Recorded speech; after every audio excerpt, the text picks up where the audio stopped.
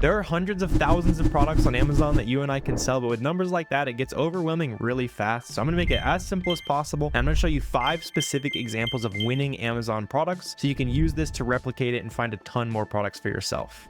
I got a ton of value to share with you today, so I'm just gonna jump straight to the computer here. We're gonna get into it. If this is helpful at all, make sure you subscribe. That's a free way to help me hit my goal of 100K here on YouTube. But let's start with product example number 1. And along the way, we're gonna be able to compare items like this, where you see we can buy this for $20 from the website source, and then we can actually sell this exact same pair of pants on Amazon for about $50 pretty consistently, right? Between all the different colors and sizes, this listing actually sells almost 2,000 times per month. So we should have no problem making sales, getting $14 profit per unit on this item. And along the way, I'm also going to be showing you items that are very similar, but would be traps to fall into. It definitely the type of thing that I would have fallen for as a beginner, right? Because if we look at this item right here, you can see, hey, it's another very similar pair of pants. The website had this color in stock as well, this stonewood or whatever. And when we plug in our price, it looks pretty good, right? We're able to sell this for a $15 profit. But unlike this listing over here, where you can see basically everyone who's on it is another small third-party seller. You can see this person even has 1 feedback and they've been able to make some sales. Down here on the SellerAmp pie chart, I'm able to see exactly who has been making the sales. You can see it's lots of just small third-party sellers, right? People like you and I. Where this becomes an issue on this item is you see how on the chart, basically the only seller that was either out of stock, completely the listing was out of stock, or someone was making a sale, it was just Amazon, right? So before you sell an item, make sure that the other people selling that product look like you and I. There are other small third-party sellers. They got person has 17 feedback. These people have a few hundred feedback, but they're still third-party sellers like you and I. Person had literally 1 feedback, right? So that shows me that this item is a real opportunity versus this one I'd probably want to avoid, just because in Amazon's playground, I typically avoid products where Amazon is selling it all the time. They like to hog a lot of the sales basically. And really, I just want to hit a lightning round on some of these profitable items. So let's move on to the next one. And of course, at the end, I'll show you how to actually source all of these profitable products for yourself. Moving on to the next profitable item, heading into like the cosmetics area. Some of my favorite products to sell personally are things like clothes, shoes, cosmetics, things that people give as gifts, especially with the holidays coming up. That's going to be a really fantastic opportunity for things like this that we can get right now for $11.99. And this actually sells on Amazon pretty consistently as well for about $24. And the nice part about this, where I wanted to show you this as another example, is because basically a ton of the websites you're sourcing online, if you scroll like all the way down, or sometimes there'll be a little pop-up, there's a lot of times there's going to be something like this where you can get a coupon code when you sign up with your email. So I can sign up right now, I can plug in my email address, and for me, let's say my email and whatever, that is going to give me a 20% coupon emailed to me right there. And then if I want another one, I can just add a plus and then hit whatever I want. That's because Gmail redirects whatever is before the plus. So hopefully that makes sense. And as far as our website's concerned, they think this is our email. So the website says, hey, this is a new email, let's send them a new coupon code. But Gmail knows, hey, this is actually just the same user, they just want it redirected, right? So I'm able to get another 20% off. In this case, we don't even need that 20% off, but I'm going to take extra profit when I can get it, right? So I'm going to subtract 20% from my cost, and that makes this item even better, right? So that is another example of a profitable cosmetics item. Another thing I like to look for on these products is when I go to the 90-day average and I click the 90-day average price, I'm a really big fan of items that are at least like a 30 to 25% ROI at that average price, because then that means obviously on average, I'm still selling a nice and profitable item, right? Sometimes you'll buy an item and it's way more expensive than normal. That can be okay sometimes if the profit's there to make it worth the risk, but if it's profitable on average, that's a fantastic item. So this right here is a great example of a winning product. And that takes me on to another clothing item that I was able to find. This is actually something that I was just looking at the sale on Tommy Hilfiger, and I noticed, hey, there's a big 25% off coupon going on. And here I'll even just show you, because if I close out SellerAmp there and I run that again, what it's going to do is it's going to grab the title automatically from the listing and search the Amazon results for that. So you can see the first thing that popped up here is the exact same t-shirt and shows me how fast it sells, shows me the sales rank, that kind of thing. And that actually led me down the trail of finding this one. So you can see this is $22.25 plus a 25% off coupon, which gets our cost down to about 17 bucks. Selling this shirt for about $37 will leave us with $8 profit per unit. And again, very consistent profits here. In this case, you can see it's been like a $37 item for quite a while. One little tidbit of value I'll add to this is if you're figuring out how much to buy on items like these, a lot of people will make the mistake of going in here and saying, oh, it sells 150 times. I have 1, 2, 3 competitors that are at the same price, and they just do simple division, that kind of thing. But that assumes that everyone is able to stay in stock perfectly all the time, which I have not really found to be the case. If you're able to perfectly stay in stock all the time, let me know what your secret is. I want to talk to you. So on items like these, I will usually just make sure that there's a consistent pattern of the sales being shared between different sellers. So the way I'm able to do that here is on Keepa. You see how that orange bar at the top keeps changing to different names when I mouse along? That basically means that Amazon is just rotating sales between all these different sellers here. So it shows me that the sellers are rotating in and out of the buy box pretty quick. So winning the add to cart button, that's winning the buy box. So there should be no excuse why I can't also get rotated in here. A lot of times when you see that price rotating around, that usually means that somebody made a sale and it's giving that sale to the next person basically. So as often as it flips back and forth, I'd probably place at least like a 10 to 20 unit test order on an item like this. I can also see one other way that establishes that people are actually buying this item, because you see how the new offer count goes up and down pretty consistently. It goes 3 up to 6, down to 5, back up to 6, down to 5, right, and so on. So it's showing me that the offer count is fluctuating as people are actually making sales on this listing. And just so you can see like a comparison, here's a version that I don't really think sells very well, if at all. You can see this one's like an extra small variation, just like a different color. And when I go up on Keepa, you see how there's much longer stretches where one particular seller is winning all the buy box. That could be because they are the only one that's like competitively priced, but I just tend to notice on listings that sell really well, the offer count and the Keepa offers tab is often changing between different sellers a lot, right? So this could still sell, but I like this one a lot more because you can see, especially recently, new sellers coming and selling out. Even when they hop back on, somebody sells out right away. There's not really a perfect science to figuring out how fast items sell, but hopefully that kind of makes sense with my thought process. Again, the longer you sell on Amazon, the more you'll be able to skip that test buy. But if you're on the newer side, just start by placing anywhere from 5 to 20 unit orders on those items. See how fast they can sell. A lot of times you're able to restock them anyway. So you just kind of keep that in mind and mitigate your risk a little bit. And that brings me on to another profitable, in this case, another clothing item that I found. And this is actually from a store called Belk. These different retailers are like clearance retailers. Think about like Marshalls and TJ Maxx and that kind of thing. I'd say Belk is pretty similar, maybe a little bit classier. I don't know if it really is, but that's what it feels like to me. A lot of these websites can be pretty decent for sourcing, although not super scalable, right? So when we're buying from Tommy Hilfiger, there's a really good chance that we're going to be able to get this price again in the future. When we're buying like clearance items from basically like a clearance retailer, I'm probably not going to be able to restock this, but we can still buy stuff like this for $60 a unit and then go ahead and sell it for $128 a unit, right? So not too bad at all in this case, obviously. I was also able to notice that the price is pretty consistent. You can see over the last year here, I've got it filtered. The lowest price was basically like $107 that this was selling for. And you'll also notice that my cost is actually plugged in here a little bit lower than the website suggested. And that's because on listings like these, I'm always checking and seeing if I can buy a discounted gift card to increase my profit. So I go to cardbear.com and I just search Belk. That's going to show me all these different marketplaces that are just selling gift cards. So I can go to Card Depot, for example, and then I'm able to see that there is a $500 gift card for 6% off. So basically I can include that in my margin right away. And there's also, it seems like an 11.5% off if we buy a $75 gift card at a time. For this, I've just included like a 6%. I'm just going to assume you don't want to punch in multiple gift card numbers at checkout, that kind of thing. Although you probably should be if you want to make maximum profit. And even with that 6% discount, that reduced our buy cost by almost $4, which is pretty cool to see. Always think of those extra ways to increase your margins. Even if you don't necessarily need them, you'll need them when it comes to looking at the averages on your account, stuff like that. Within that kind of tangent, as far as increasing how much bonus money you can make in your business, you might as well always check Cashback Monitor as well. Because if I go to Belk, you're going to be able to see that, hey, this is showing me every website that provides cash back if I just check out through their like Chrome extension usually. And in this case, Top Cashback is going to give me the most cash back. So on top of the discounted gift card saving us some money, which by the way, you should buy this with a credit card that has cash back. So all these like different ways to add bonus money to your business. So on top of the credit card cash back we use to buy the discounted gift card, we're also able to get another 10% back, right? So on that like $55-ish we're going to spend per unit, we're usually going to see about $5 payout back to us. Now, cashback doesn't always pay out. Depends on if you go crazy on a retailer, they might not want to pay out every single cashback transaction, that kind of thing. So this is just bonus money to my business. That's how I want you to look at it as well. But there's no reason not to go in here and plug in that cash back and see if you can get that $5-6 back per unit you buy just for using a free Chrome extension, basically. And then that takes us to profitable product number 5, which is just this kind of simple foundation right here. I wanted to show you this because it's another great example of how important stacking discounts is. So on this product, you can see this is actually a $23 item. And right now the source price is $17.99. So the average Amazon seller is going to look at this and be like, wow, that is not profitable at all. I'm not interested in moving on. And that's exactly the types of products you want to sell on Amazon, right? Is the products that other people can't even think about how you made that profitable. But in this case, it's because we currently have 2 limited time opportunities in terms of this buy one, get one 50% off code. And we can also get an extra 20% off with the free membership at Walgreens. So we can go in here and we can subtract 25% per unit because it's buy one, get one 50% off. So it's basically 25% off total. And then we can also subtract that 20% 20% with a coupon. And now we've taken one of those items that no one's making money on this, and we've become one of the people making money on this product, right? So always make sure you're stacking as many discounts as possible. And so far we talked about a couple different ways to create profit margin between the gift cards, cash back, all the sales, that kind of thing. And down below I'll also leave a list of several more ways I like to use to create margin in my Amazon business. That stuff's super important. So there'll be a free list down below in the comments that you can download.